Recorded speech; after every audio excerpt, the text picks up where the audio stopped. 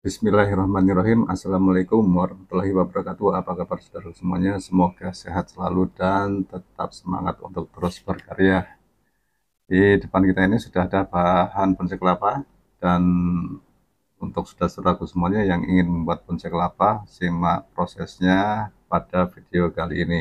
Selamat menonton videonya sampai selesai. Baiklah saudara semuanya, untuk tahap pertama sediakan bahan bonsai kelapanya. Ini saya ambil dari bahan yang sudah tumbuh daun dan akar ya. Saya ambil dari bahan original. Dan untuk prosesnya, tahap pertama ini adalah penanaman dan penyuburan dari bahan bonsai kelapanya. Siapkan untuk potnya yang sudah terisi media tanam, dan langsung kita tanam di sini untuk bibit atau bahan bonsai kelapanya. Sesuaikan untuk posisinya, mau dibikin posisi yang kayak gimana, itu menurut selera dari saudara-saudaraku semuanya. Di sini saya ambil posisinya seperti ini dengan konsep patok melayang ya, atau kondisinya original patok melayang. Setelah penanaman selesai, maka lakukan untuk penyiraman untuk proses penyuburan dari bahan bonsai kelapa ini. Dan untuk pelepah-pelepah ini lakukan pemotongan untuk proses mempermudah dalam pengecilan daun ke depannya.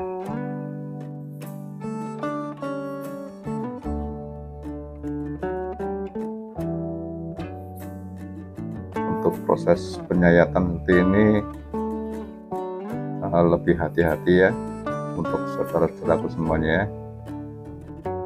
Nah, setelah proses penyayatan dari pelepah-pelepah yang tadi sudah selesai, maka untuk tahap selanjutnya setelah penyuburan dari bahan bonsai kelapanya ini terlihat sudah subur, maka di sini saya lakukan proses pengecilan daunnya. Untuk proses pengecilan daunnya ini saya lakukan teknik yaitu tebas ekstrim. Untuk pemotongan tunasnya usahakan posisinya miring seperti ini ya. Dan setelah selesai proses tebas ekstrim, setelah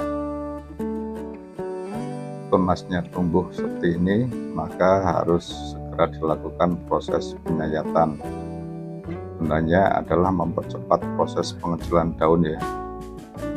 Bila tidak dilakukan proses penyayatan segera mungkin, maka akan tumbuh daun meninggi lagi, maka akan sia-sia untuk proses tebas ekstrimnya. Dan setelah tumbuh daun seperti ini saya lakukan proses sayat mawar pada pelepah-pelepah yang sebelumnya, dan proses pembersihan dari proses sayat mawarnya pada pelepah.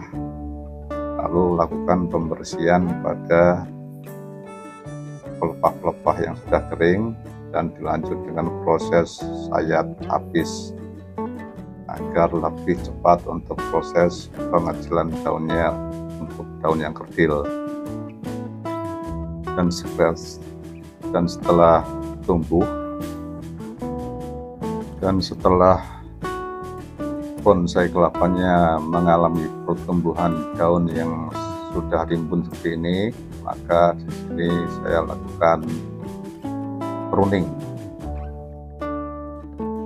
Untuk daun-daun yang kurang produktif segera dilakukan pruning, dan dilanjut dengan sayat habis. Ini masuk dalam tahap perawatan rutin ya. perawatan rutin seperti ini harus terus dilakukan hingga bonsai kelapa mendapatkan sesuai dengan keinginan.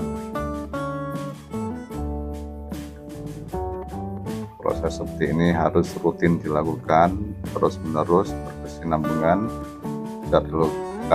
Bisa dilakukan 1 minggu sekali ataupun 1 minggu 2 kali untuk proses sayat tapis, disertai dengan proses pembersihan pada batangnya ya, agar tetap terjaga keindahannya.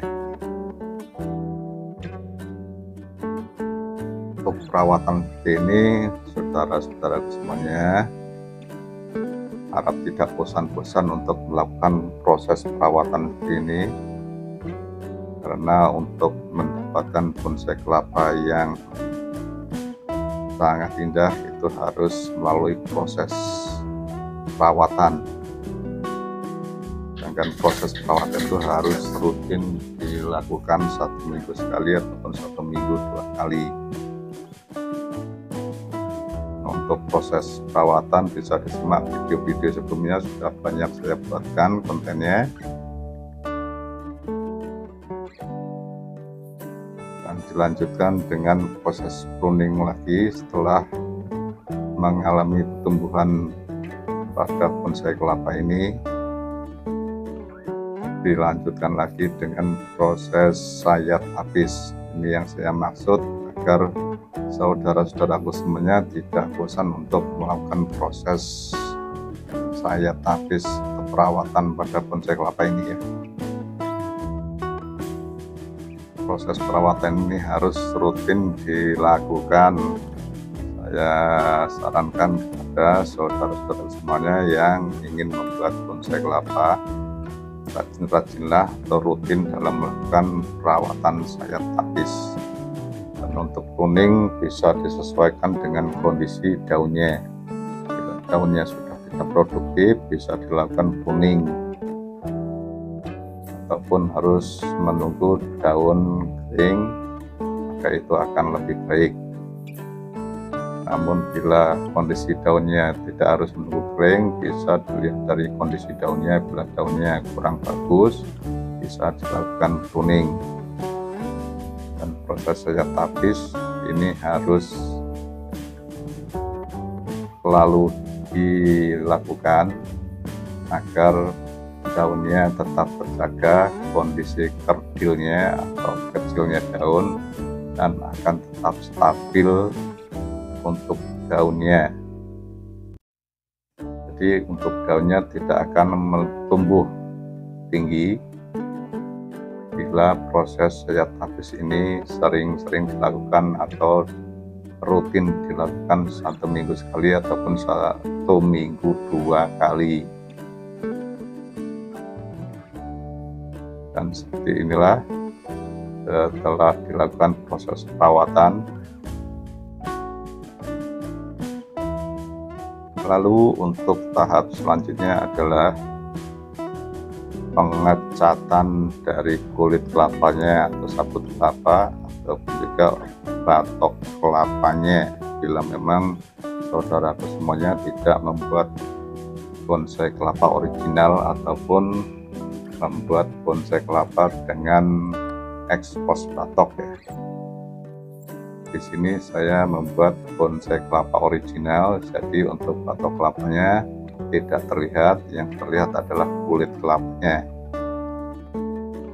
Tujuan untuk dilakukan pengecatan atau varnish pada bonsai kelapa ini adalah untuk memperindah dari tampilan bonsai kelapanya agar lebih indah untuk tampilannya. Demikian untuk proses pembuatan bonsai kelapa ini, semoga bermanfaat bagi saudara-saudara semuanya, dan selamat mencoba untuk membuat bonsai kelapanya. Semoga berhasil. Dan saya akhiri, Assalamualaikum warahmatullahi wabarakatuh.